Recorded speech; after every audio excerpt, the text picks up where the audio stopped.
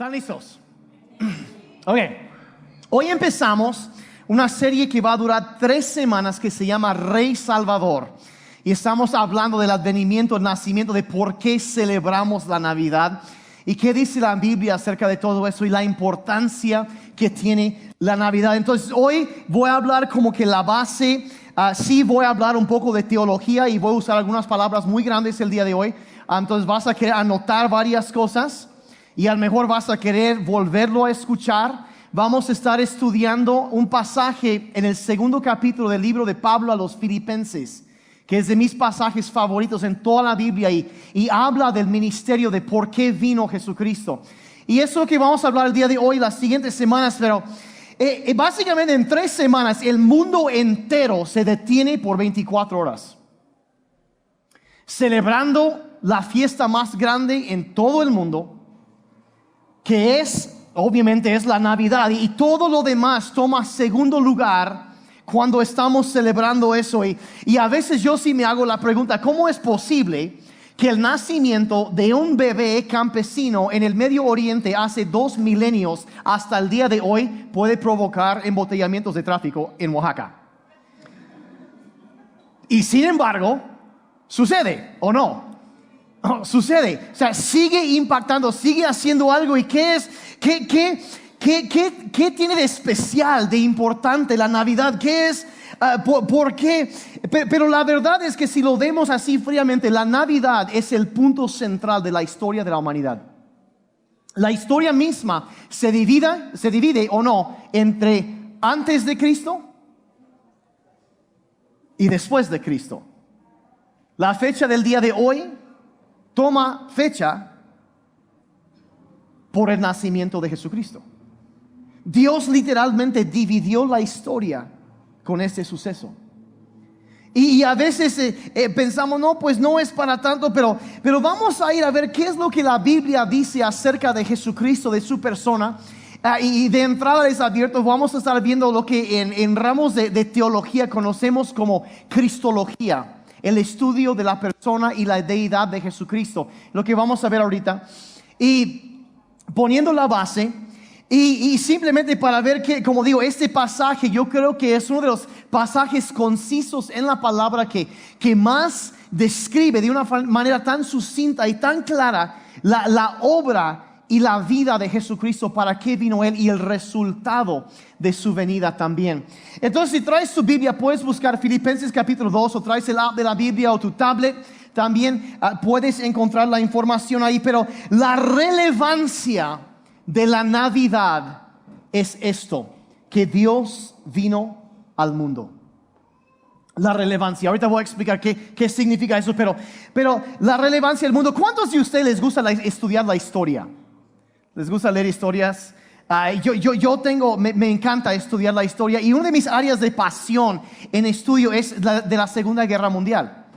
Y tengo un historial fotográfico de la Segunda Guerra Mundial completo, de los editores de la revista Time en Estados Unidos, que no lo tengo aquí en Oaxaca porque son 42 tomos y es así de libros. Pero de las fotos de toda la Segunda Guerra Mundial, estudiar todo lo que pasó. Y dicen que aquellos que no conocen la historia estarán condenados a repetir sus fracasos.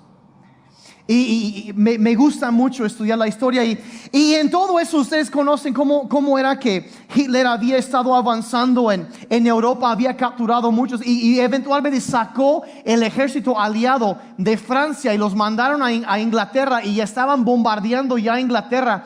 Pero llegó un momento que es conocido hoy en los libros de historia como el Día D. Algunos han oído. ¿Cuántos vieron Rescatando el Soldado Ryan?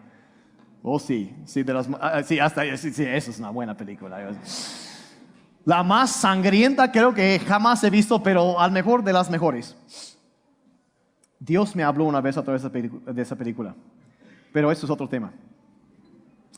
Y en el Día D lo que sucede es que todo había sido como que defensa en contra del ataque de Hitler y de los ejércitos alemanes. Entonces, el Día D era el día en que los ejércitos aliados zarparon de Inglaterra e invadieron Francia, en Normandía, ¿sí? Es de los días más famosos en la historia. Y ese día marcó, nada más en un solo día cayeron, creo que 156,000 soldados sobre 4 diferentes playas. Y murieron muchísimas personas, pero tomaron eso, invadieron, y ese día todo el sentido de esa guerra fue cambiada porque se lanzaron a la ofensiva, empezaron la invasión, y eso desencadenó lo que después finalmente terminaría con la guerra, y recapturaron todo y se estableció la paz otra vez. Ahora, ese día fue importantísimo porque invadieron y empezó a cambiar la marea de la guerra. Pero en la Navidad, Dios invadió la tierra y empezó a cambiar todo. Reformó y transformó la historia. Y eso es lo que estamos celebrando en la Navidad. Y Jesucristo es Dios. Y fue Dios mismo quien vino a la tierra. Y les dije que íbamos a estar en Filipenses 2. Me pueden acompañar. La palabra de Dios nos dice a partir del verso 5 en Filipenses 2. Dice: tengan la misma actitud que tuvo Cristo Jesús. Ahora, yo podía predicar acerca de esto. Es otro tema, pero la mentalidad, su forma de pensar. Verso 6. Dice: aunque era Dios, no consideró que el ser igual a Dios fuera algo a lo cual aferrarse. Entonces, hasta ahí por un momentito. Hay otra versión, la Biblia, en la traducción de Phillips, que explica la primera frase de este versículo. Dice: Él siempre ha sido Dios por naturaleza. Siempre ha sido Dios por naturaleza. Ahora, advierto que yo voy a tocar temas un poco más profundos que lo que normalmente agarro un domingo. ¿Está bien? ¿Sí me aguantan? ¿Sí, verdad? Okay, porque hay que estirar nuestro pensamiento para entender la profundidad, la riqueza teológica que hay en estas fechas que estamos celebrando. Dios invadió la tierra, y hay mucha gente que dice, por ejemplo, hablan de Jesús y dicen que, fue un gran profeta, dicen algunos. Otros, no, pues fue un gran, un revolucionario. Que fue un gran hombre, un líder, un hombre que marcó y sí, hizo muchas cosas y transformó y cambió muchas cosas. Pero hay un problema con limitar la perspectiva que tenemos de Jesucristo a solamente eso, porque Cristo nunca afirmó haber sido un profeta. Nunca afirmó haber sido un mensajero de parte de Dios. Cristo lo que afirmó y lo que dijo en varias ocasiones, y la Biblia en el Nuevo Testamento más de 600 veces lo dice, es que Jesús es Dios. La deidad de Jesucristo. La deidad, en repetidas ocasiones Jesucristo mismo dijo: yo soy Dios. Y entendemos este pasaje, no solo Él decía que es Dios, sino que en ese pasaje que vimos ahorita dice: Él siempre ha sido Dios por naturaleza. Siempre lo ha sido. Ahora, nosotros tendemos a pensar en cuestión de tiempo, del antes y después. Pero hay que entender, y lo he mencionado varias veces, entender que Dios no está en el tiempo. El tiempo está en Él. Y Él puede ver y entender desde el principio hasta el final de los tiempos. Y Él existe en la eternidad fuera del tiempo. Es, dijeron los teólogos, atemporal. Él no es afectado por el tiempo. Por eso siempre es lo mismo. Él no cambia. Es inmutable, dice. Es otra de sus cualidades, de sus características. Pero Él existe y Él ve. Entonces, cuando dice que Jesús siempre ha sido Dios, está refiriéndose no al lapso de tiempo aquí en la tierra, sino desde la eternidad y hasta la eternidad. Jesucristo es Dios. Vamos a profundizar en esto un poco. Debemos entender, porque a veces pensamos que la vida de Jesucristo empezó en el pesebre esa noche, en Belén. Pensamos que ahí empezó, pero la verdad no es eso, es otra cosa. Inició, Él existe desde la eternidad. Jesús dijo lo siguiente en Juan 8:58, vean lo que dice.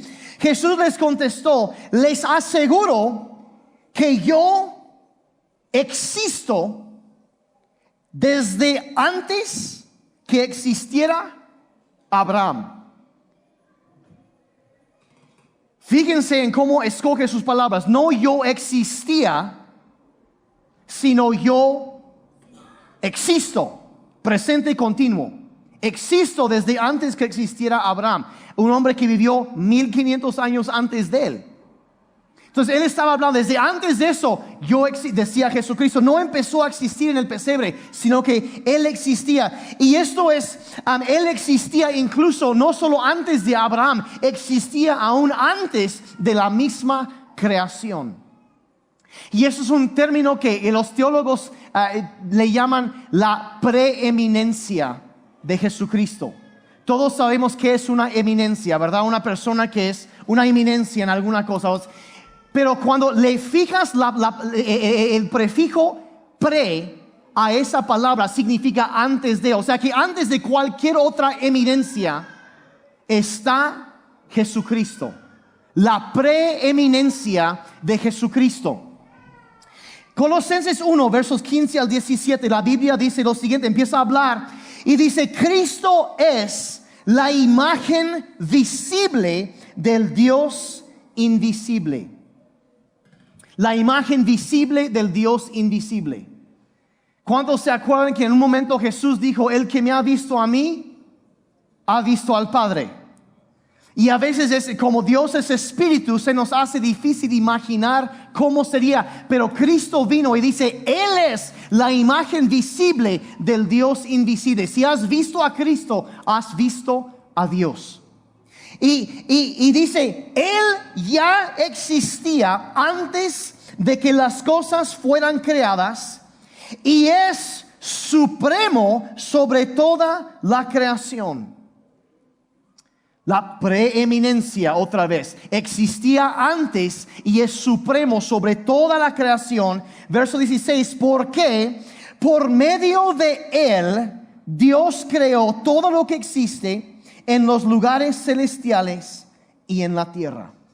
En otras palabras, Él fue quien creó todo lo que existe. Y vamos a ir entendiendo más acerca de esto. Dice, hizo las cosas que podemos ver y las que no podemos ver, tales como tronos, reinos, gobernantes y autoridades del mundo invisible. Entonces está hablando del ámbito del reino espiritual, de las cosas que podemos, dice, todo lo que tú puedes ver, Él lo creó. Pero aparte, en el otro ámbito, el ámbito espiritual, lo que tú no puedes ver, aún eso, todo Él lo creó. Estuvo antes y todo eso existe por Él. Dice, todo fue creado por medio de Él y para Él. Entonces Él creó todo y todo existe para Él. Verso 17, Él ya existía antes de todas las cosas y mantiene unida toda la creación. Otra versión dice que él mantiene el universo por la palabra de su poder. Que Él es quien mantiene todo lo que existe, está y existe porque Él lo creó y es para Él también. Existió antes de la creación, todo lo que existe fue creado por Él. Y no solo, de nuevo, dice aquí que Él es la imagen visible del Dios invisible. De nuevo, el que ha visto a Cristo, ha visto al Padre. Entonces, para mucha gente es muy difícil, y aquí me incluyo, es muy difícil imaginarnos cómo relacionarme, ¿no? con algún, porque como Dios es espíritu y pensamos, pues ¿cómo será? ¿Una nube? ¿Y cómo será? ¿Y cómo me relaciono con alguien, como dice la canción, que existe más allá del sol? Y no hasta allá en algún lugar y no. Pero dice que si tú has visto a Cristo, has visto a Dios. Y se nos hace más fácil entender a Dios e imaginarlo cuando lo vemos así, ¿o no? Como que lo vemos como una persona, ok, esto es Dios. Y así es, y entendemos su carácter, todo eso. Entonces la Biblia dice que, de nuevo, si has visto al Hijo, has visto al Padre. Ahora, vamos a otro pasaje, Juan 1, del 1 al 5. Y reafirma y elabora lo que acabamos de leer. Dice, en el principio, la palabra ya existía. Otra versión dice, el verbo ya existía. Pero lo que está diciendo, está hablando la palabra de Dios, o sea, es...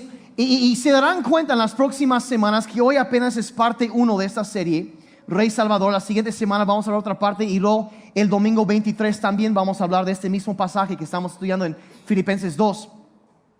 Pero se darán cuenta que la Biblia usa muchos diferentes nombres para referirse a Jesús. Y cada nombre revela otra faceta de cómo es Él y nos ayuda a entenderlo más. Y aquí dice, lo llama la palabra. En el principio dice, la palabra ya existía. O sea, cuando empezó el tiempo, la palabra ya existía. O sea, ya estaba ahí el Hijo de Dios. La palabra estaba con Dios y la palabra era Dios. El que es la palabra existía en el principio con Dios. Dios creó todas las cosas por medio de Él y nada fue creado sin Él. En otras palabras, debes entender que si tú existes, fuiste creado o creada y existes por la voluntad de Dios. Por eso estás aquí en la tierra. Todo lo que existe fue creado por Él. En otras palabras, no eres un accidente. Dios te puso aquí en la tierra por una razón.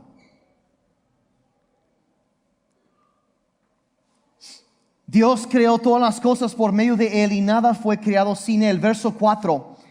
La palabra le dio vida a todo lo creado y su vida trajo luz a todos. Entonces, si tú vives, es porque Cristo te dio vida. La palabra, el verbo, Dios te dio vida y por eso estás vivo o viva. Entonces no es mucho decir cuando decimos que todo se lo debemos a Él.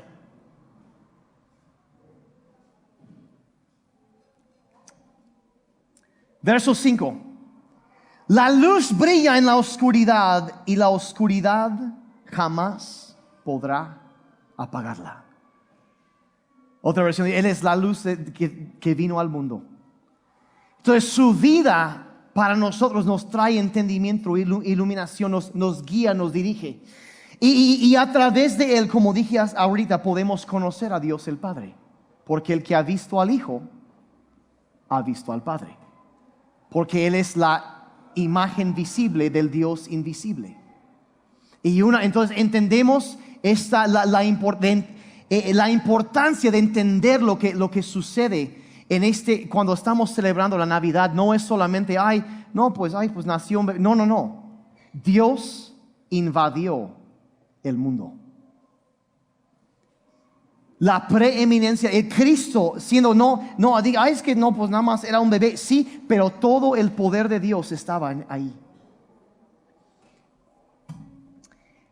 Y entonces eso es la relevancia de la Navidad, que Dios vino al mundo. O sea, es algo relevante para nosotros. O sea, sí es algo real y puede cambiar y afectar nuestras vidas. La Navidad es el momento más relevante de toda la historia porque fue cuando Dios invadió la tierra.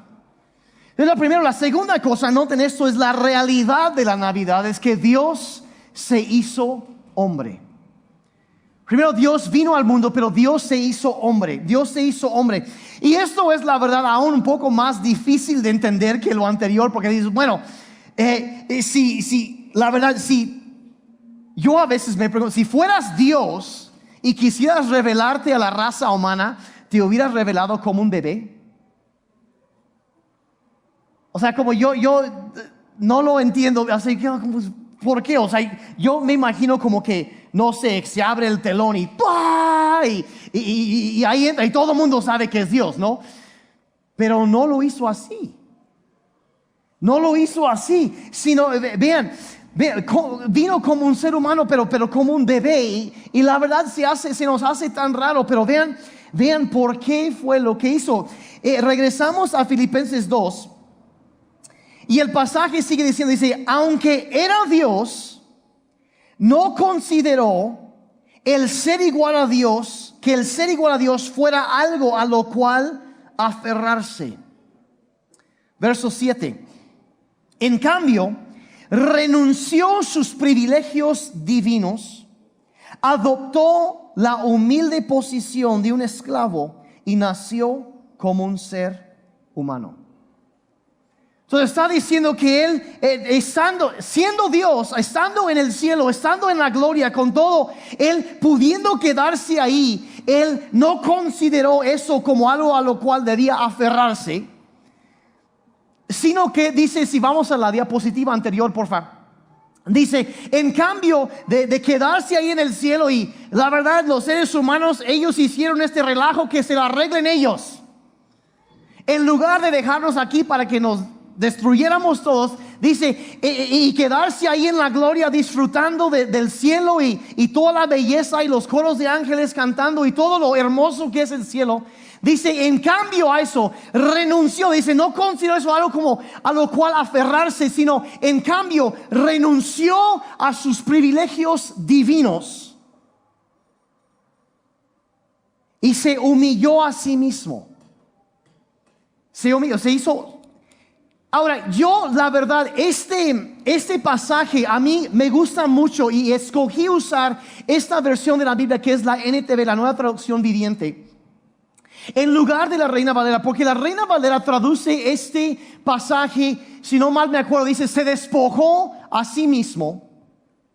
Y así y empieza a decir, y hay varias personas que han agarrado de esa interpretación y piensan, cuando dice que se despojó a sí mismo, piensan que de alguna forma Jesús quitó sus atributos divinos cuando vino aquí a la tierra. Y piensan, bueno, entonces él perdió. Algunos piensan, no, pues sí, se despojó de ciertos atributos de Dios para hacerse humano. Y entonces dice, la idea es, no, pues pues ya como tenía un cuerpo físico, ya no era omnipresente. Porque una de las cualidades de Dios, de la deidad, es la omnipresencia, estar presente en todo lugar, en todo momento. Entonces, no, pues él dejó eso. Pero la Biblia no enseña eso. Es más, yo no sé si se acuerdan cuando uno de los discípulos de Jesús estaba sentado debajo de un árbol, futuro discípulo, y uno viene con él y dice, ¿sabes qué? Encontré al Mesías. Y dice, ¿por qué? Entonces le empieza a contar, entonces lo trae con Jesús y Jesús lo ve y dice, y empieza a hablar acerca de él. Y dice, ¿cómo me conoces? Y Jesús dice, cuando estabas sentado debajo del árbol, antes de que te hablaran, yo te vi. Creepy, así como que, uy, ¿qué onda con eso? Bueno, ¿qué pasó?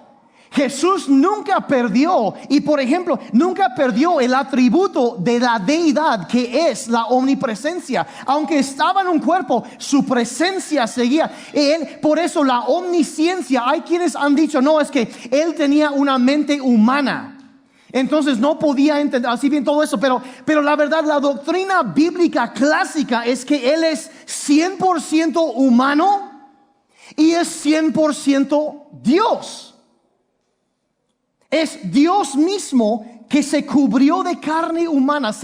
Los teólogos lo llaman la encarnación. Que se vistió de carne humana y habitó y caminó entre nosotros, pero nunca dejó de ser Dios. Lo que dice, renunció a sus privilegios divinos, no renunció jamás a sus atributos como Dios. Renunció a los privilegios divinos de estar en el cielo. Pero el momento que nosotros empezamos a decir que no, es que Jesús pues sí era todo esto, pero esto no lo era, al instante, cuando uno empieza a caer eso, y aquí es cuando, no me gusta decirlo así tan directo, pero bueno, cuando le restas atributos de la deidad a la persona de Jesucristo, caes instantáneamente en herejía. Porque Él era 100% Dios. era 100% humano también. Nunca dejó de ser Dios. Renunció a sus privilegios, pero no quitó sus atributos. Sigue siendo Dios. ¿Me están siguiendo? Sigue siendo Dios. Ahora aquí es donde quiero retar todavía que piensen todavía más. ¿Se acuerdan? Después de que Jesús resucitó, vean, Él tenía un cuerpo glorificado, podía comer, pero también podía atravesar paredes. Pero ya lo podían tocar, era un cuerpo ya resucitado. Ahora, y es donde hay que entender que Jesús, la Biblia dice que es el mismo ayer y hoy y siempre. Cuando Él ascendió al cielo, no dejó su cuerpo atrás.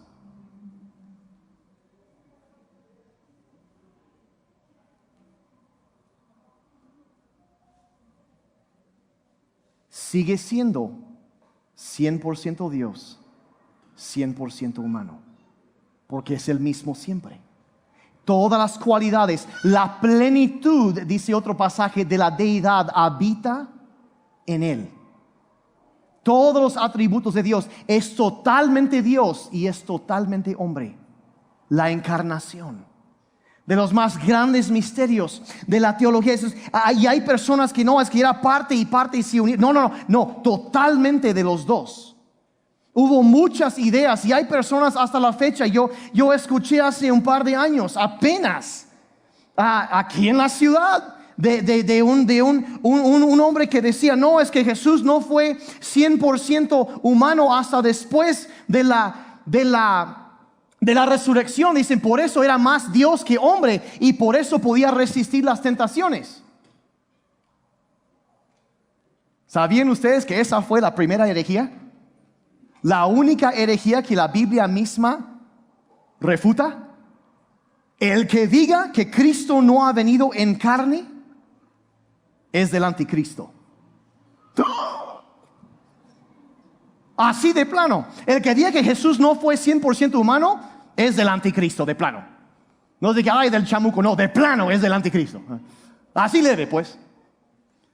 Sí, son cuestiones. Entonces, cuando dice que en Él habita la plenitud de la deidad, cuando dice que Él estaba en el principio con Dios y que por Él y para Él todas las cosas fueron creadas, empezamos a entender que la gloria misma de Dios, más adelante en Juan 1 dice, vimos su gloria como el unigénito del Padre. Y empezamos a entender el increíble milagro que es la Navidad, cuando Dios en toda su majestad, en toda su gloria, en todo su poder,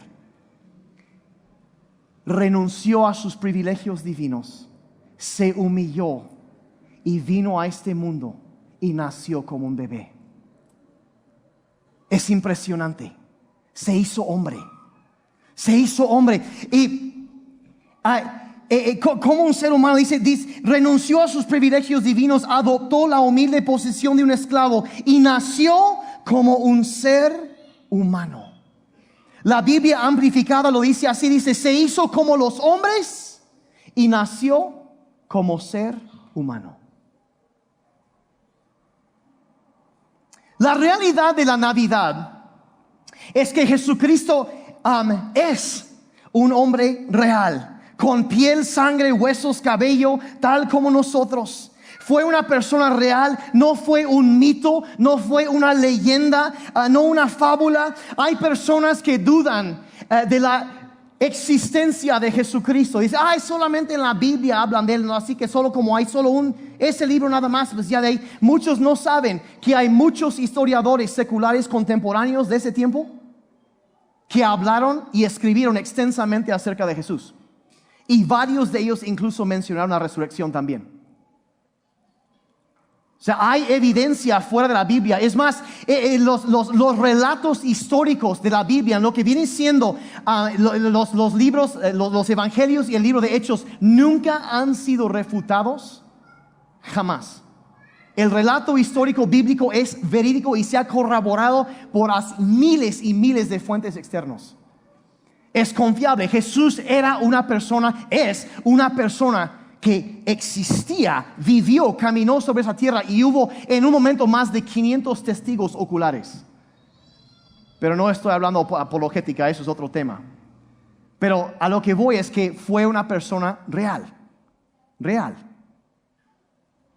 Y yo les podía demostrar cómo es que Jesucristo ha sido la persona que más influencia ha tenido en la historia del mundo también. ¿Lo hago o no lo hago otro día? Algunas cuantas cosas que existen a raíz de su existencia. Solo unas así breve. ¿Sí? Hospitales. ¿Sabían ustedes que el concepto de una clínica, un hospital, fue inventado por los cristianos en Roma unos años después de Cristo porque ellos querían ayudar a la gente moribunda? Entonces empezaron a hacer eso para sanarlos, casas de sanidad. Los cristianos lo empezaron. Los orfanatorios hoy en día, como existen, el concepto fue inventado por cristianos. Porque en Roma había mucho machismo, no es algo nuevo y no es localizado en América Latina.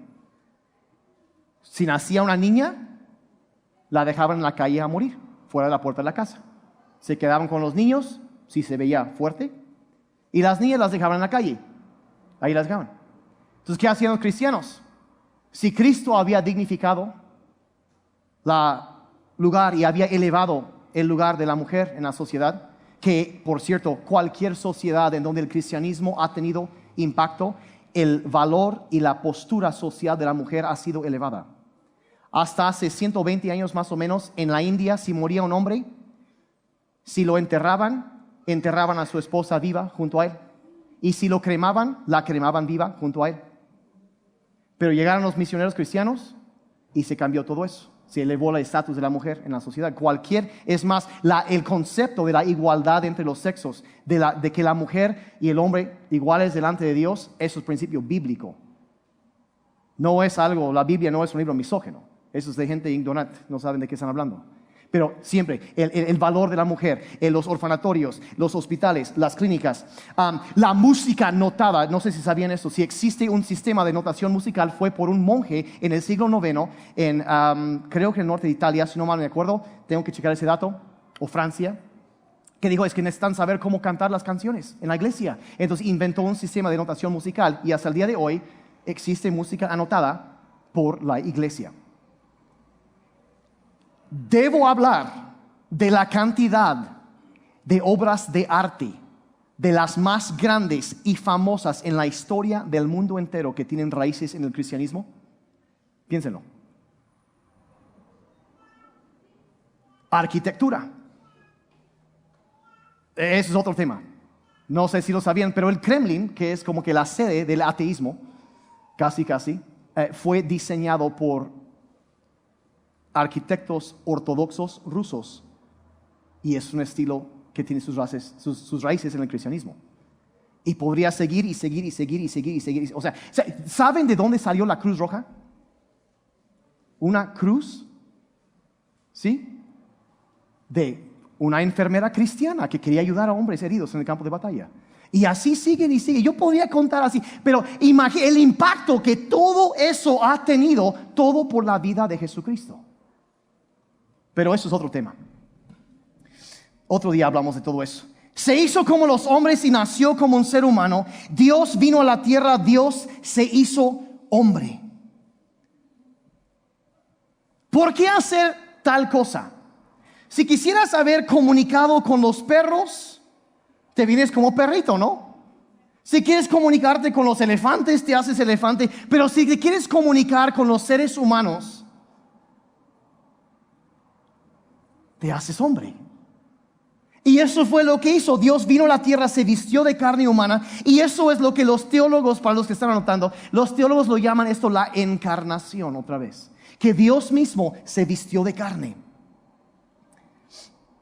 Vino al mundo, pero vino como un hombre. Y no solo eso, se nos parece mucho a nosotros en muchas cosas, porque es ser humano. 4 maneras, y esto es básicamente con eso ya voy a terminar. ¿Cómo se parece a nosotros? Número 1, Él nació como nosotros. Nació como nosotros, se hizo pobre.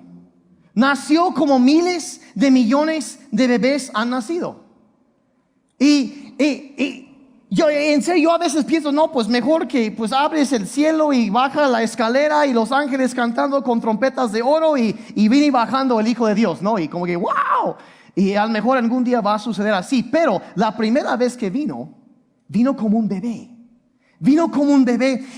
Pero la historia del mundo entero descansaba sobre los hombros de este frágil infante, el que había creado los cielos y la tierra. Y yo la verdad a veces me pregunto, ¿qué habrán pensado los ángeles ese día? Señor, yo sé que estás tramando algo, pero como que no le sigo el hilo. Como que no es un poco arriesgado esto. ¿Qué tal si se enferma y se muere? Imagínense la presión para los papás. ¿Cuántos tienen hijos? Sean honestos, ¿cuántos de ustedes en algún momento, yo sé que yo lo hice, como que te levantas en la madrugada con tu hijo recién nacido y como vas para ver si sigue respirando? Sí, así, sí, no estoy así. Y yo, oh, gracias, y ya te puedes dormir otra vez, porque por si se le olvidó respirar, y pensaba un hombre. Pues hubo bajas anoche, pero pues ya que no, o sea, no queremos eso, entonces estás con la presión, pero imagínate la presión para María y José. O sea, solo es el dueño y el creador del universo, o sea. Si no lo taparon bien, eso es su rollo, pero bueno. O lo taparon demasiado. Y todo descansaba sobre él. Y la verdad no hubo la gran entrada en escena que todos a lo mejor hubieran pensado para que supieran todos que ya había llegado, pero no. Y simplemente vino una noche en un establo, en un pueblito, en el Medio Oriente. Y ya. Dices, bueno, 100% Dios, 100% humano. Totalmente Dios, totalmente humano. Y nació como nosotros. La segunda cosa que la Biblia nos enseña acerca de él es que creció también como nosotros. O sea, tuvo su niñez. ¿Cuántos pueden imaginarse jugar con Jesús? Te voy a lanzar una piedra.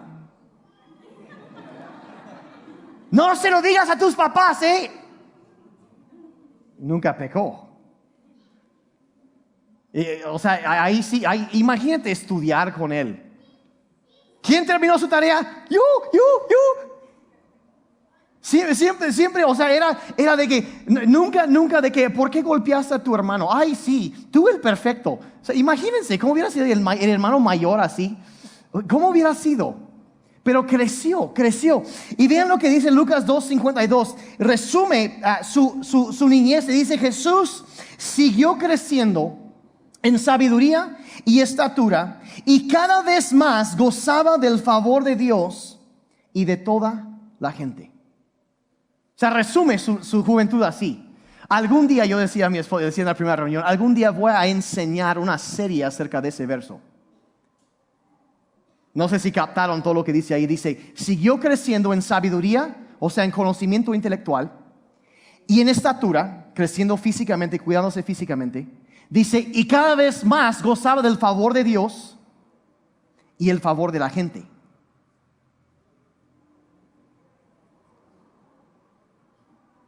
Sí. Si tú cada día aprendes algo y te cuidas, te desarrollas físicamente y creces en tu relación con Dios y creces en tu relación con la gente, te irá bien en la vida. Un verso nada más. Y cuando se nos dice que Cristo es increíble la vida de Jesucristo. Cuando empiezas a ver nada más eso, entiendes, wow, si yo hiciera eso, si lo copiara en eso, si yo aprendiera eso de él, mi vida sería transformada. ¿O no? Imagínense, o sea, cada día físicamente más fuerte, cada día más sabio, más entendido, cada día mayor favor con Dios, mayor favor con la gente, siempre creciendo y mejorando. Vaya, pero eso es otro tema también. Entonces creció como nosotros, tuvo sus momentos de desarrollo físico tal como nosotros, creció, aprendió el oficio de carpintero y la gente lo conocía como el carpintero de Nazaret. Y de paso voy a sacar algo aquí que no traigo bien atorado desde hace muchos años. ¿Cuántos de ustedes no han visto esas como los dibujos que tienen de Jesucristo y está todo así como que todo flaquito y raquítico y casi con el cabello planchado y la verdad hasta se ve medio afeminado, ¿no? Sí. ¿O no han visto eso? O sea, y dices, como que, o sea, eso en mi vida como que nunca ha cuadrado. Yo digo, este cuate, él fue carpintero. ¿Algún carpintero aquí? Sí. ¿O no que hacen brazo? Ahora, imagínense trabajar sin electricidad. Yo he conocido a algunos de la escuela antigua, vamos a decir así. Y son hombres fuertes, es un trabajo físico duro. Y en ese entonces no, voy acá a la maderería, acá a la central y me compro mis tablones. No. Tú ibas, cortabas tu árbol, cortabas todo y así, y a sacarle con la plana y así. Y era físicamente fuerte. Era suficientemente fuerte físicamente para sacar a todos los cambistas del templo. ¿Se acuerdan de eso? Hizo un látigo y ¡pum! Que los saca a todos. Ay. O sea, no, es que podía caminar kilómetros y kilómetros y kilómetros y se agarraba con los endemoniados y era un hombre fuerte. No así todo como que, o sea, no era todo un hombre. Bien machín, dirían los del norte. Todo un hombre. Y entonces él creció y se desarrolló y tuvo, la verdad, trabajó y hizo tantas cosas y empezamos a conocer. Y entonces fue un hombre real, un carpintero, o sea, trabajó y un hombre real.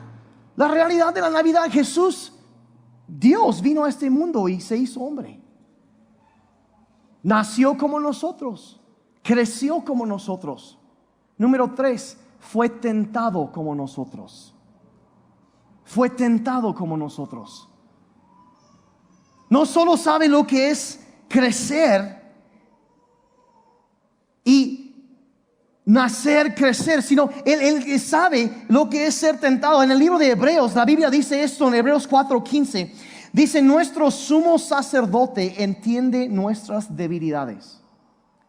Ahora, eso de sumo sacerdote significa que había en el templo en ese entonces había muchos sacerdotes, pero había un sacerdote que era el más importante de todos. Y era el que entraba y ofrecía un sacrificio para Dios a favor de toda la gente.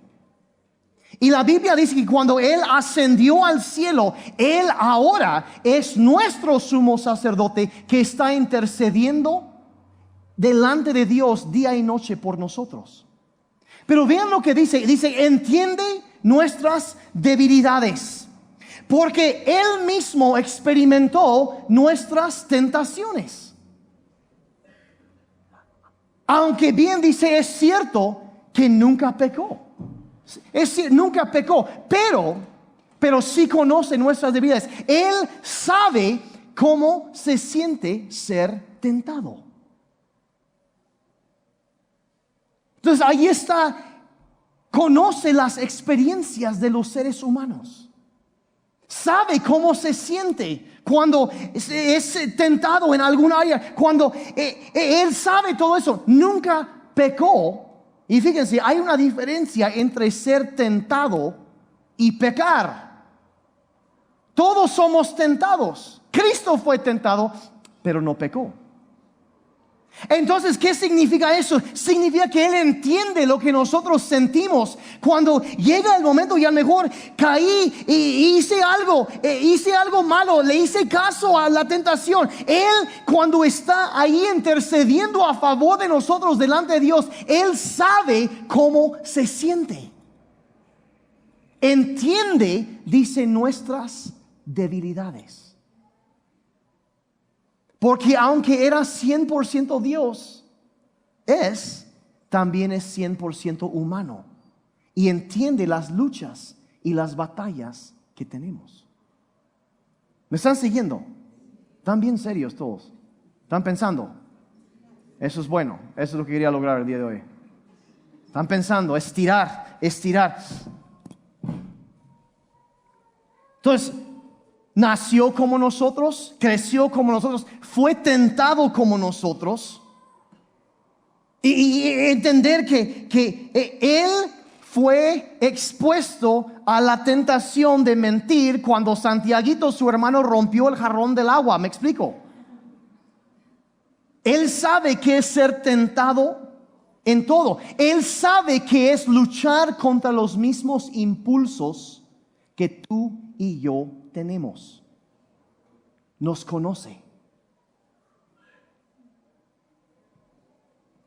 Nació como nosotros, creció como nosotros, fue tentado como nosotros. Y número 4, con esto termino. También sufrió como nosotros. Sufrió como nosotros. Sintió dolor y desilusión.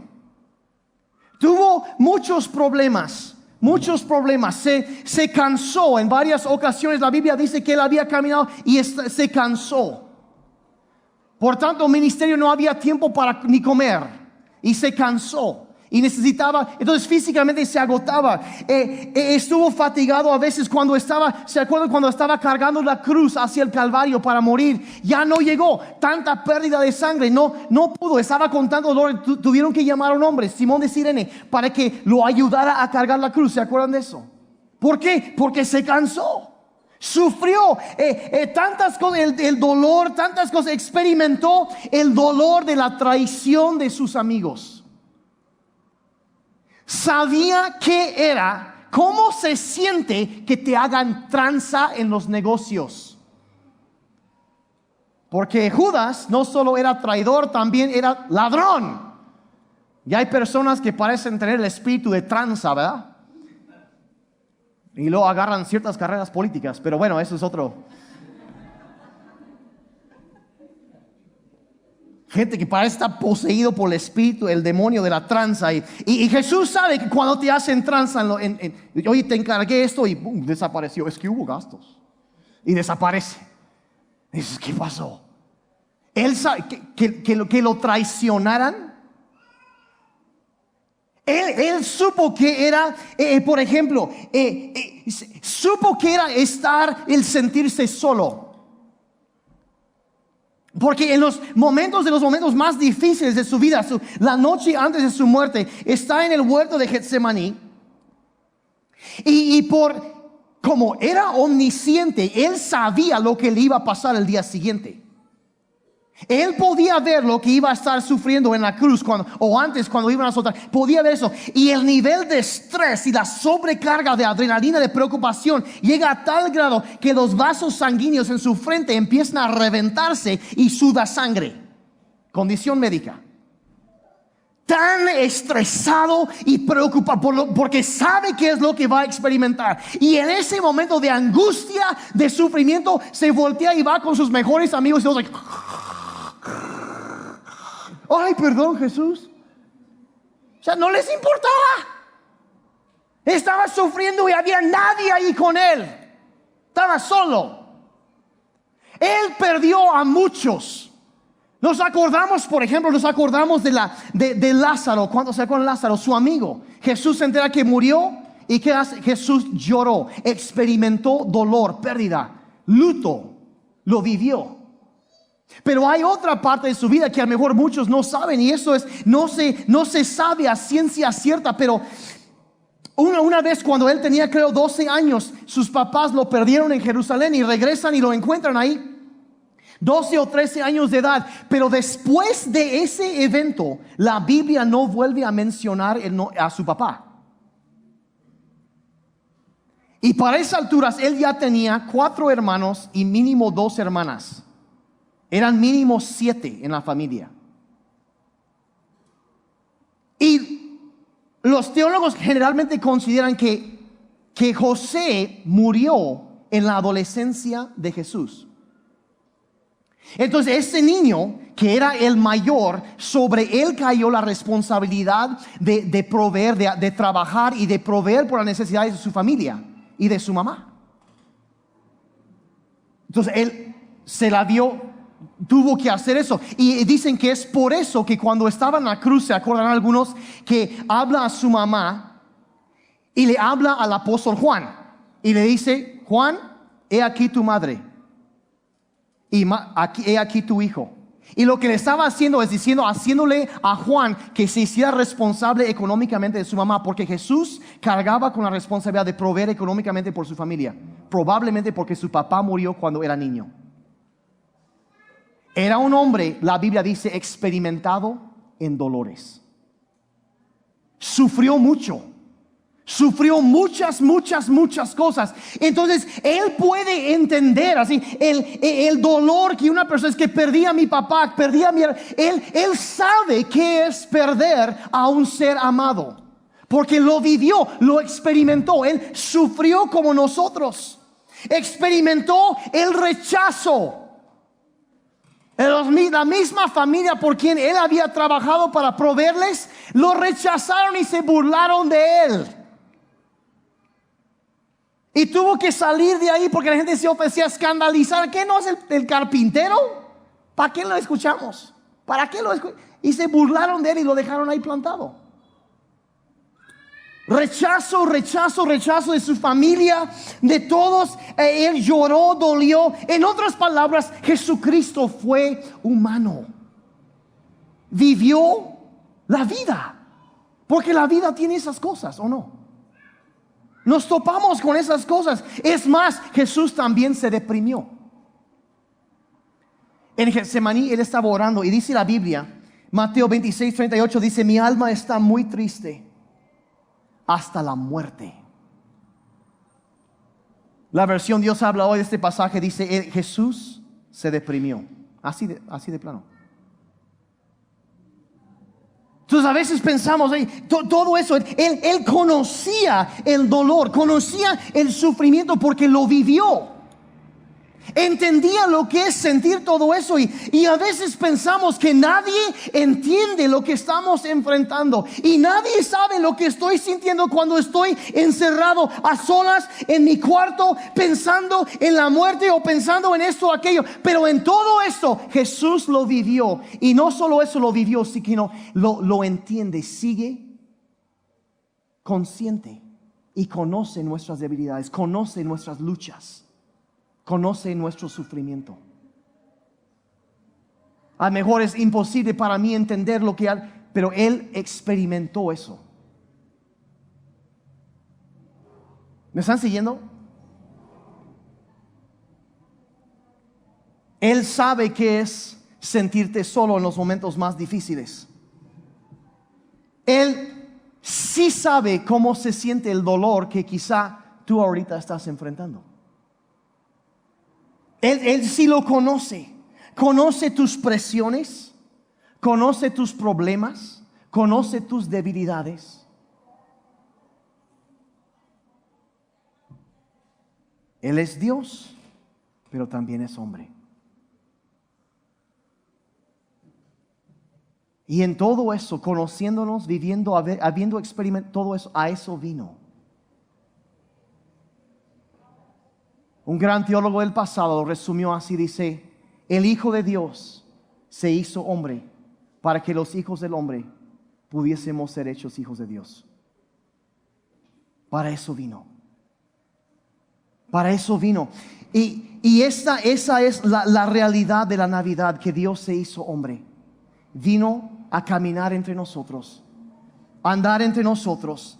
Y terminando ya a lo mejor, como dije, se han dado cuenta que la Biblia usa diferentes nombres para referirse a Jesucristo.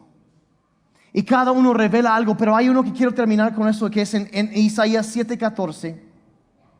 Ya vimos cómo la Biblia lo llama la palabra, lo llama el sumo sacerdote, tiene otras cosas, pero en este pasaje capta lo impactante de este acontecimiento. Dice: miren, dice, la Virgen concebirá un niño, dará a luz un hijo y lo llamarán Emmanuel, que significa Dios está con nosotros.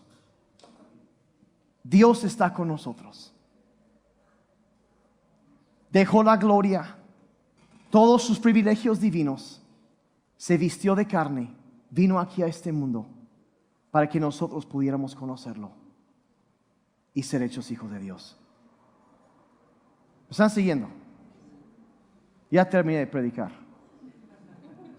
Enseñar, más bien dicho.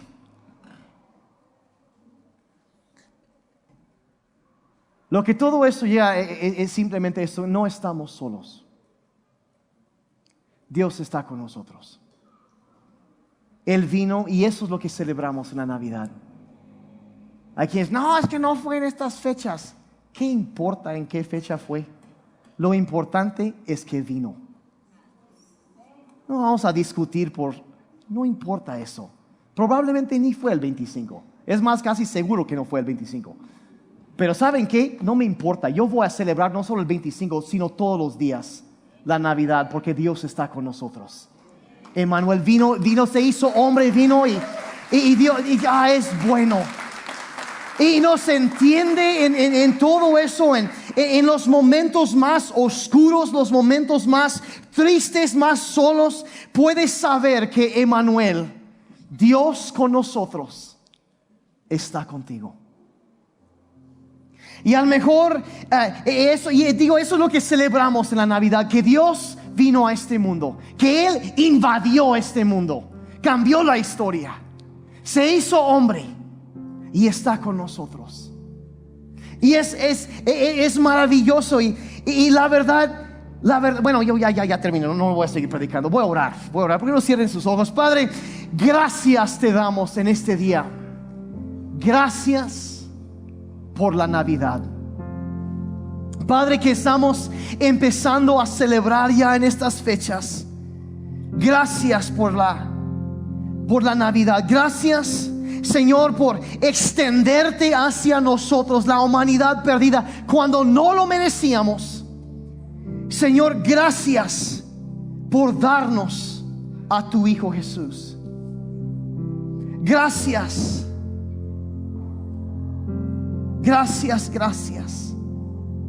Gracias por venir a este mundo, un mundo lleno de tanta maldad, sin esperanza, sin paz, sin luz.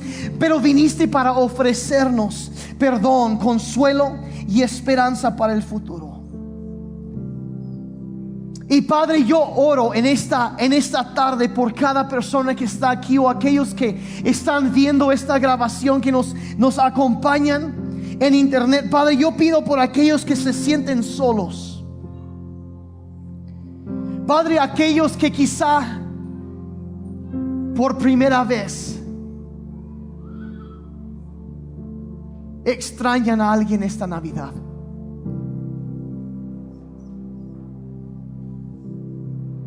Yo pido por cada vez, si han perdido a alguien, Señor, yo sé, tú conoces el dolor aún mejor que nosotros. Y Padre, yo pido por cada persona, Señor, que tu presencia y tu paz, Señor, inunden sus corazones. Señor, yo te pido que el príncipe de paz les haga sentir su presencia en cada momento. Y Señor, pido que el enfoque central de todo lo que hagamos, no solo en esta temporada, sino siempre, seas tú, Jesucristo. Te celebramos a ti, Señor Jesús. Te celebramos a ti. Gracias por la Navidad.